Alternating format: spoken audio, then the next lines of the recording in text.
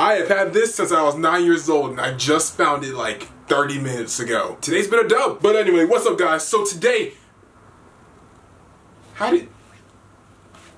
this head has powers. But seriously, what's up guys? So today I have something that's kind of different than, my average video. I want to take the time really quick to say thank you to everyone, because last time I made a video I had like 12,700, let's say that. I'm recording this now with over 14,000.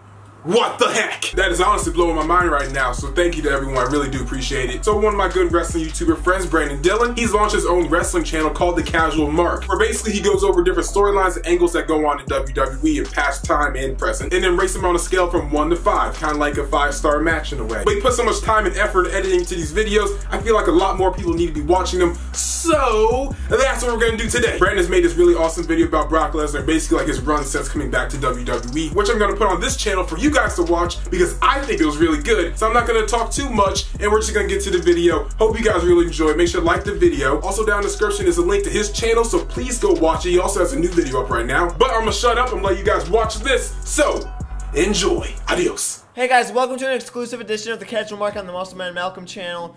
The show where we talk about different angles and storylines in WWE's history and talk about whether or not they are worth marking out. I'm your host, Brandon Dillon, and today we are talking about the current run of WWE Universal Champion, Brock Lesnar. Paul, say something stupid.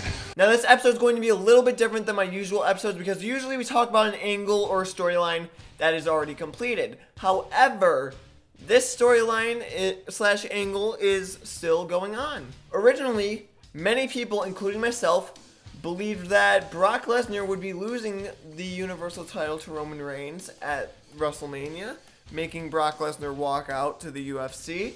However, that's not the case anymore. Brock Lesnar actually retained at WrestleMania 34, making this the first episode on a topic that is still continuing. Anyways, Brock Lesnar originally left the WWE after WrestleMania 20 when he faced off against Goldberg in what was highly considered one of the worst WrestleMania matches of all time.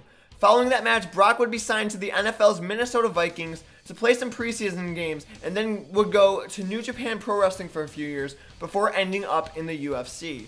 Lesnar had his first UFC fight in February 2008 and would fight 6 more times before announcing his retirement in 2011. Less than a year later, Brock Lesnar would make his return to the WWE the night after WrestleMania, where he delivered an F5 to John Cena, establishing himself as a heel. Brock would face John Cena at Extreme Rules in an Extreme Rules match, where John Cena came out victorious. The night after on Raw, Lesnar would attack and break the arm of Triple H after he refused the demands of Brock Lesnar's contract. Triple H would then challenge the Beast to a match at SummerSlam, which would be accepted by Brock's advocate Paul Heyman a few weeks later at Raw 1000. Brock would defeat Triple H at SummerSlam and would announce that he would leave the WWE the night after. Brock would return the night after the 2013 Royal Rumble, where he attacked the chairman of the WWE, Vince McMahon. He would attempt to attack Vince once again on the February 25th episode of Raw, before Triple H returned to attack Lesnar. The following week on Raw, Triple H issued a challenge to Brock Lesnar, which Lesnar later accepted on the conditions that it would be a no-holds-barred match and that Triple H's career would be on the line. Triple H would go on to defeat Lesnar at WrestleMania 29, but they would face off one more time at Extreme Rules inside of a steel cage, where Lesnar was victorious. During the Money in the Bank pay-per-view, Brock Lesnar's advocate Paul Heyman turned on his other client, CM Punk, which ultimately led to a no disqualification match between CM Punk and Brock Lesnar at SummerSlam.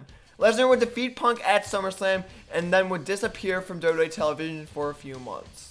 Lesnar would return to WWE on December 30th, 2013, where he announced his intentions to challenge for the WWE World Heavyweight Championship in the future. He then feuded with The Big Show, which culminated at the Royal Rumble in a match where Brock Lesnar won.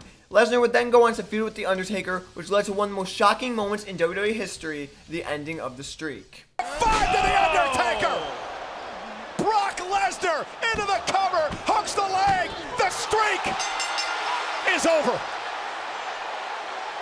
On July 21st, 2014, it was announced that Brock Lesnar would go one-on-one with John Cena at SummerSlam for the WWE World Heavyweight Championship. Lesnar would defeat Cena at SummerSlam to become the new WWE World Heavyweight Champion and would later defend the championship against John Cena at Night of Champions, where Cena won by disqualification, meaning that Lesnar remained champion. Lesnar once again defended the championship at the 2015 Royal Rumble pay-per-view in a triple threat match against John Cena and Seth Rollins. Lesnar retained once again and would move on to WrestleMania 31 to defend the championship. During Lesnar's match against Roman Reigns at WrestleMania, Money in the Bank holder Seth Rollins cashed in his contract during the match, making it a triple threat. Rollins became champion after hitting Roman Reigns with the curb stomp to become champion. Brock would attempt to use his rematch clause the following night, but would attack WWE personnel and would be indefinitely suspended after Rollins refused to defend the title. Brock would return to WWE on June 15, 2015, where he was announced as the #1 contender for the WWE World Heavyweight Championship at Battleground. The match would, however, end in a disqualification when The Undertaker returned to attack Lesnar. The two would face off at SummerSlam in a match that would end in controversy when The Undertaker tapped out and the bell rang without the referee calling for the bell. The match then continued and ended with Lesnar being low-blowed by Undertaker and being put in a Hell's Gate where Lesnar passed out. They faced off one more time inside Hell in a Cell at the Hell in a Cell pay-per-view, where Lesnar was victorious. Lesnar then returned on January 11, 2016, and attacked The New Day, the League of Nations, Kevin Owens, and Roman Reigns. He competed in the Royal Rumble match for the WWE World Heavyweight Championship when he entered at number 23 and eliminated 4 competitors before being eliminated by Bray Wyatt. Brock would then compete in a triple threat match at Fastlane with Dean Ambrose and Roman Reigns, where the winner would face Triple H at WrestleMania 32, which Reigns won after pinning Dean Ambrose. Lesnar then attacked Ambrose the following night in the parking lot while Ambrose was arriving at the arena. Ambrose returned later in the night to challenge Lesnar to a no-holds-barred street fight at WrestleMania 32. Lesnar would defeat Ambrose after hitting an F5 onto a pile of chairs. On July 7, 2016, it was announced that Brock Lesnar would go one-on-one with Randy Orton at SummerSlam. This was around the time when Brock Lesnar had his one-off fight at UFC 200 against Mark Hunt. During the WWE draft, Lesnar was drafted to Raw, while Orton was drafted to SmackDown, making their SummerSlam encounter an inter-brand match. Lesnar defeated Orton by technical knockout after Lesnar delivered multiple forearms into the head of Orton, leaving him to require 10 staples, as well as leaving many to believe that Lesnar went off script. They'd have one more encounter a month later at a WWE Live event in Chicago, where Lesnar was once again victorious. Brock Lesnar would begin feuding with former rival Goldberg in the later part of 2016, which ultimately led to him winning the WWE Universal Championship. To hear more about this rivalry, you could check out the episode of The Casual Mark where I talk about Goldberg's WWE return. It will be in the card in the corner if Malcolm remembers to put it there. After Brock won the Universal Championship, he would disappear off of television until the June 12th episode of Raw, where he got into a brawl with Samoa Joe, who he was scheduled to face at, him at the Great Balls of Fire pay-per-view. Goodness gracious, great balls of fire. At the Flaming Testicles pay-per-view, Lesnar retained the championship against Samoa Joe. Lesnar would then defend his Universal Championship in a fatal 4-way match at SummerSlam against Samoa Joe, Roman Reigns, and Braun Strowman. Before the match took place, Paul Heyman said that should Brock Lesnar lose, he would leave the WWE. Lesnar was, however, successful in his title defense when he pinned Roman Reigns. The following night on Raw, Lesnar was attacked by Braun Strowman, and it was later announced that the two of them would face off at No Mercy, where Lesnar once again successfully defended his championship. A few months later at Survivor Series, Lesnar competed in a champion vs. champion match, where he went up against the WWE champion AJ Styles, where Brock was once again victorious. He would once again defend the Universal Championship in a triple threat match at the Royal Rumble against Kane and Braun Strowman, where Lesnar once again retained the title. At the Elimination Chamber pay-per-view, Roman Reigns won the 7-man Elimination Chamber match, where the winner would face Brock Lesnar. Brock and Roman would brawl over the following weeks before Brock Lesnar defeated Roman Reigns at WrestleMania 34. Now it's time to give Brock Lesnar's current run in the WWE a rating on the mark meter, but before we do that, let's talk about the positives and the negatives, because this one is a little bit weird. Brock's current run in the WWE has led to some unforgettable moments, like Brock defeating The Undertaker at WrestleMania, Seth Rollins cashing in his Money in the Bank contract at WrestleMania, as well as Goldberg defeating Brock Lesnar in 1 minute and 26 seconds. This run also allowed the WWE Universe to see some pretty enjoyable matches, like Brock's matches with CM Punk at SummerSlam 2013, Cena and Rollins at Royal Rumble 2015, Roman Reigns at WrestleMania 31, and AJ Styles at Survivor Series 2017, just to name a few.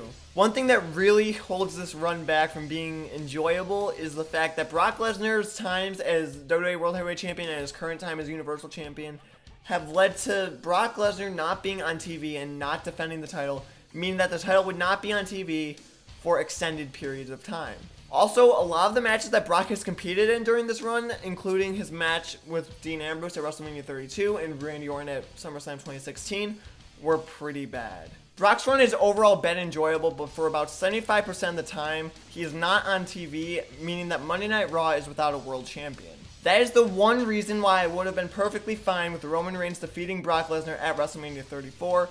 But since that didn't happen, Raw is still without a world champion for the time being. Now that Brock has pretty much beaten everybody on the roster, there's nobody left for him to beat. So I don't understand why WWE did this. It doesn't make that much sense. But okay then. So for all of those reasons, I am giving Brock Lesnar's current run a 3 on the mark meter. Also, recently Brock Lesnar has re-signed with the WWE and he's actually going to be defending the Universal title inside of a steel cage at the Greatest Royal Rumble against Roman Reigns. This match, I just want Roman Reigns to win. I'm not even a huge Roman Reigns fan. I just don't see the point in having Brock with the title anymore, because he's never there. It's just kind of boring and I don't enjoy it that much. So that was it for the casual Mark. Once again, I'd like to thank Malcolm for letting me make this video here on his channel. Make sure you guys show him some love by joining the most exclusive club in all of professional wrestling, the Malk-Tourage, and subscribing to his channel and turning on notifications. Also, make sure you go to my channel, The Casual Mark, and subscribe and turn on notifications for more videos like this.